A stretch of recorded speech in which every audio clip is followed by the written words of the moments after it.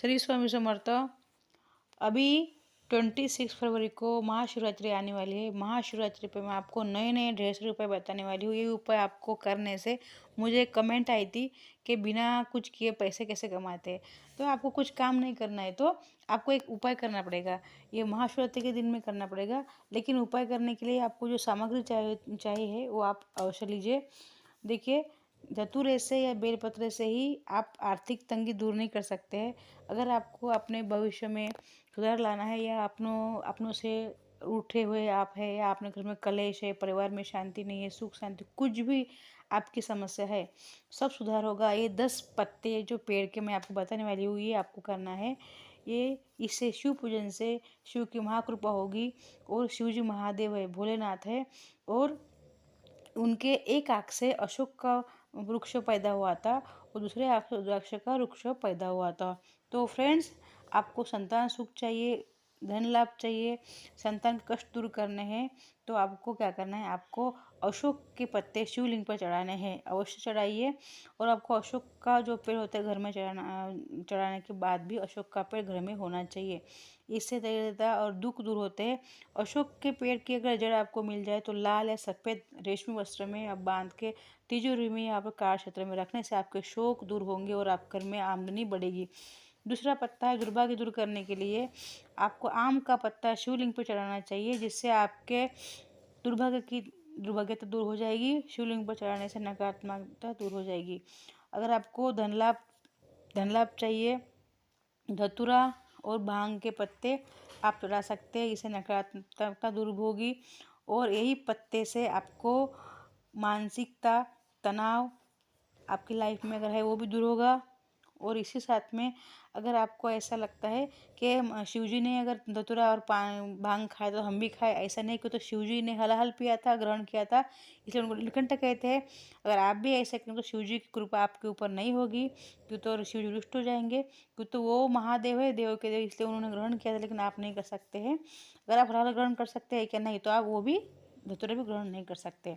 मन को शक्ति मिलती है। और फ्रेंड्स, और एक आपको उपाय बताने वाली हूँ मैं, सभी उपाय आप लिख के रख दीजिए।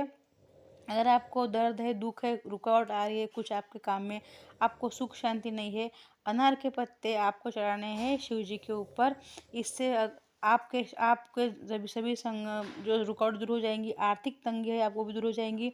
आपको क्या करना है, आपको इसके रस से, अनार के रस से शिव जी का अभिषेक करना है। अनार की लकड़ी होती है, इसकी कलम बनाकर अगर कौन सा भी यंत्र आप बनाएंगे तो इससे आपको शुभ भी लाभ मिलेगा, ये यंत्र सिद्ध हो जाएगा। अगर आपको बीमारी है, कर्ज है, तो आपको पार्थिव शिवलिंग बनाना है और इसके ऊपर आप अभिषेक कर सकते हैं। दूसरा उपाय आपको बता रही हूँ, बरगद के पत्ते, इसमें शिव जी का वास होता है शाखा में, ठीक है। तो आपको दुर्घटना से आपको डर है तो दूर होगी, गंभीर रोग है दूर होगा, अगर आपको भय है भय दूर हो जाएगा। मंगल का अशुभ प्रभाव अगर आपके ऊपर वो भी दूर होगा। अगर आपको चोट लगने का डर रहता है, चोट लगती है हमेशा, तो वो भी दूर हो गया। शिव अगर शनि और शिव इस झाड़ में इनका वास होता है, तो शनि और शिव जी दोनों प्रसन्न होते हैं जल चढ़ाने से। संतान सुख, बेलपत्र शिवलिंग के ऊपर चढ़ाने से संतान सुख की प्राप्ति होती है।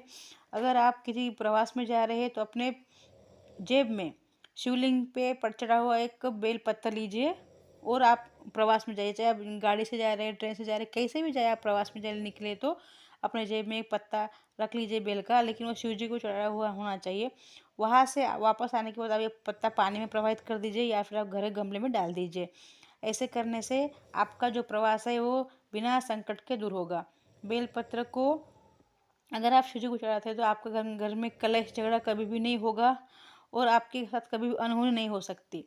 दूसरा उपाय फ्रेंड्स, अगर आप शिव जी के ऊपर 1000 बेलपत्र अगर चढ़ाते हैं, वो भी सहस्त्र नाम जो आता है शिव जी का सहस्त्र नाम बोलते हुए, तो इसको आपको चंदन का इत्र लगाकर आप चढ़ाते हैं, तो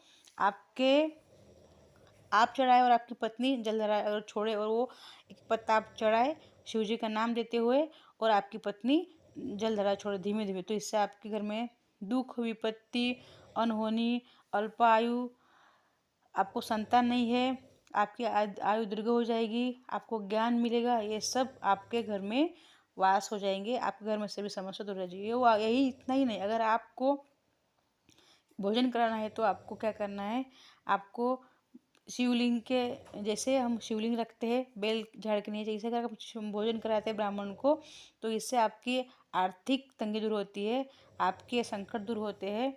अगर आप 5 वस्तु का हवन अगर करते हैं, जैसे कि बेल का फूल, बेल के पत्ते, बेल की छाल और बेल के फल का जो गुदा होता है, फूल फल और इसकी जड़ और इसका गुदा पत्ते और उसकी जड़ सबका हवन अगर आप कर थोड़ी चीनी मिलाइए, थोड़ा घी डालिए और इसका हवन कीजिए 61 नाम लेके माता लक्ष्मी का, तो 1 वर्ष के अंदर आपकी दरिद्रता दूर हो जाएगी। इतना ही नहीं, अगर यमराज भी अगर आपके पति के प्राण हरने आए तो भी वो नहीं हर सकते, क्यों, तो महाकाल जो है ये कालों के काल है। इतना ही नहीं फ्रेंड्स, अगर आपको ऐसा लगता है कि आपके ऊपर नवग्रहों का कुछ प्रभाव है तो आप शमी के पत्ते चढ़ा सकते हैं। मकान दोष है, कुंडली दोष है तो पीपल के पत्ते आप चढ़ा सकते हैं। रोग क्लेश अगर आप विरोधी बढ़ गए हैं तो अश्वमेध यज्ञ का फल आपको ये पत्ते चढ़ाने से मिलते हैं। अगर आपको बुरे सपने आते हैं तो आपको क्या करना है, शिवलिंग पर शमी के पत्ते चढ़ाने हैं। पश्चिम दिशा में आप घर में लगा सकते हैं पेड़ को, लेकिन पश्चिम दिशा में लगाइए। आपके घर में छत के ऊपर आप अगर लगाते हैं तो पश्चिम दिशा में लगाइए शमी का वृक्ष। इससे रोग से आपको मुक्ति मिलेगी। उतना ही नहीं, आपकी बीमारी अगर बहुत पुरानी हो तो भी खत्म हो जाएगी।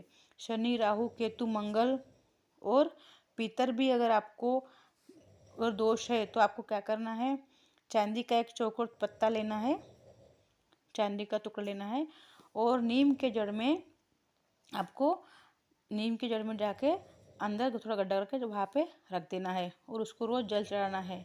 तो आपके पुत्र को किसी प्रकार का रोग है तो रोग नहीं होगा, आपके पुत्र को सम्मान मिलेगा, चेचक जैसी बीमारी होती है ना वो समाप्त हो जाएगी। और यही पत्ते, नीम के पत्ते अगर आप शिवलिंग को चढ़ाते हैं तो शनि राहु केतु मंगल से और पितरों से भी आपको प्रसन्नता मिलेगी, शांति मिलेगी। बीमारी है तो बीमारी खत्म हो जाएगी, सौभाग्य बढ़ेगा। दातुन अगर आप करते हैं नीम के नई से दातुन से तो आपके सभी ग्रह ठीक होते हैं। मंगलवार को नीम के पेड़ के नीचे आपको चमेली के तिल का दिया जलाना चाहिए और इसलिए मंगलवार को आपको जल चढ़ाना चाहिए।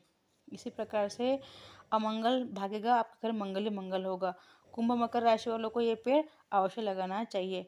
उत्तर पश्चिम दिशा में लगा सकते। सफ़ेद आग के पत्ते या फूल आप चढ़ाएंगे शिव जी को तो आपकी नकारात्मक दूर हो जाएगी, शनि दोष समाप्त हो जाएगा। तो फ्रेंड्स, मैंने आपको 10 पत्ते के बारे में बताया, ये उपाय बहुत अच्छा है, आप अवश्य कीजिए। शिवरात्रि के दिन कीजिए, नहीं तो आप 12 महीने भी कर सकते हैं। सोमवार को श्रावण मास में ये सब उपाय कर सकते हैं। आपकी सभी समस्या का निवारण मैंने इस वीडियो में बताया, अवश्य कीजिए, शेयर कीजिए। श्री स्वामी समर्थ।